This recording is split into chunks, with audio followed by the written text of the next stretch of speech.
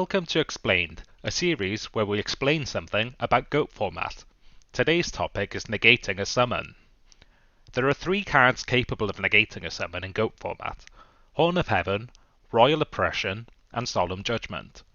The following are types of summons that can be negated: normal summons, tribute summons, flip summons, and special summons that occur outside of a resolving chain, informally known as inherent summons. The following cannot be negated: sets and special summons that occur within a resolving chain. Why is this? When we negate a summon, we interrupt the procedure of summoning a monster before it can be carried out to completion. A summon is initiated, and before the monster arrives on the field, we interpose by activating an effect to negate that summon. However, when a summon occurs within a resolving chain, this cannot be interrupted. A fundamental rule of Yu-Gi-Oh! Is that we cannot activate effects midway through a resolving chain.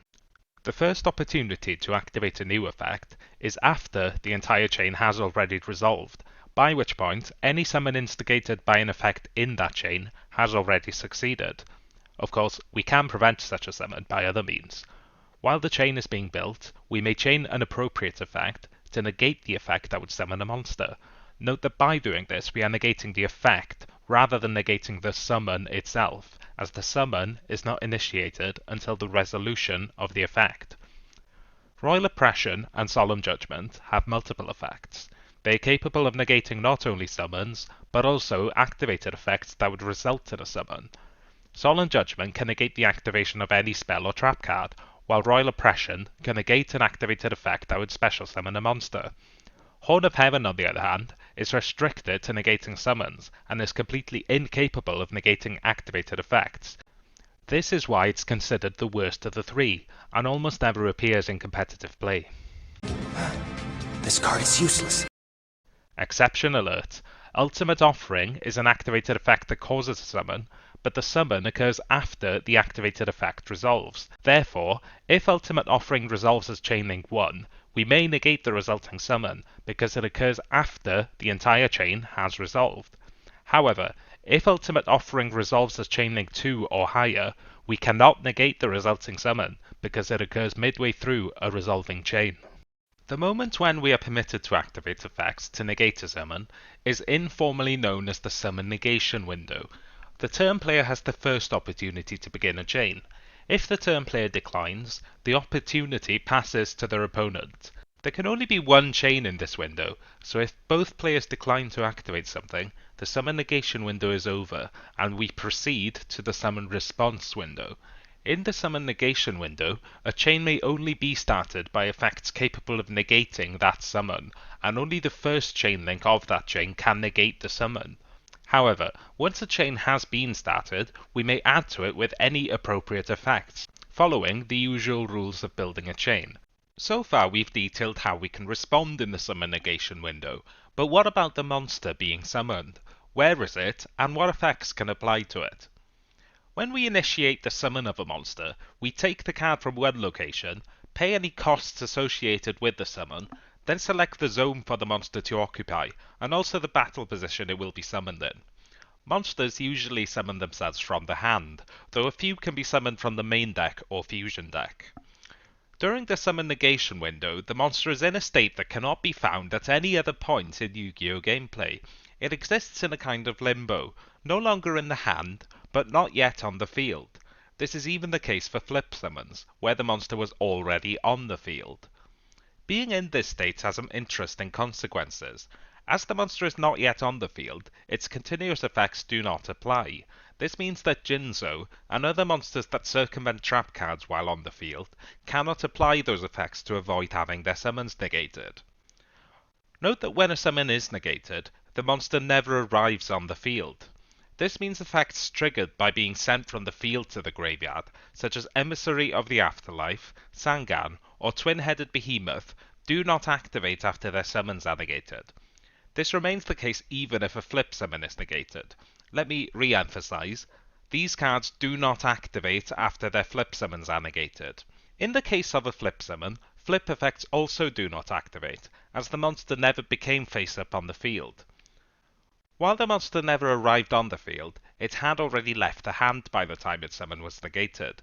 This means effects triggered by being sent from the hand to the graveyard, such as Despair from the Dark, Elephant Statue of Disaster, or Night Assailant, do not activate after their summons are negated. Examples of effects that can activate after a negated summon are Dark Necrophilia, Pete and the Dark Clown, and Vampire Lord. These monsters don't specify a location from which they must be sent to the graveyard, meaning their effects can activate after their summons are negated. Note that after a special summon only monster has its summon negated, it cannot be special summoned from the graveyard or banished zone. Since the summon was unsuccessful, it is not considered to have been summoned properly. This remains the case even if it was originally summoned properly, but later had its flip summon negated. It's one thing to know all these mechanics in theory. Now let's try to implement that knowledge in a practical situation. In this duel puzzle, our opponent has Skull Knight and 3 set copies of Solemn Judgment on the field. They have 1000 life points. We have Sanga of the Thunder, Suijin, Kazajin, and Royal Oppression on the field, along with Gate Guardian in our hand. We have 1000 life points and 1 card left in deck. With the mechanics we explained earlier in mind, what card could we draw to win the duel on our turn? Feel free to pause the video and think it through. The key to this puzzle lies in the fact that the turn player has the first opportunity to respond in the summon negation window. We can start a chain with any effect capable of negating the summon, namely the Royal Oppression on our side of the field. Since only the effect activated as Chain Link 1 can negate the summon, this would rob the opponent of their opportunity to negate the summon with Solemn Judgment. All that's required is a card to prevent Royal Oppression's effect from resolving, and the summon will be successful. The card will also need to circumvent the opponent's Solemn Judgments, as they will try to negate anything we do to push through the summon. With all this in mind, what card fits the bill? It's Emergency Provisions. Following the plan outlined earlier, we'll chain Emergency Provisions to Royal Oppression's effect, sending it to the graveyard as a cost. Our opponent finally has an opportunity to activate Solemn Judgment, but all this achieves is to deny us the 1000 life gain from the spell's effect.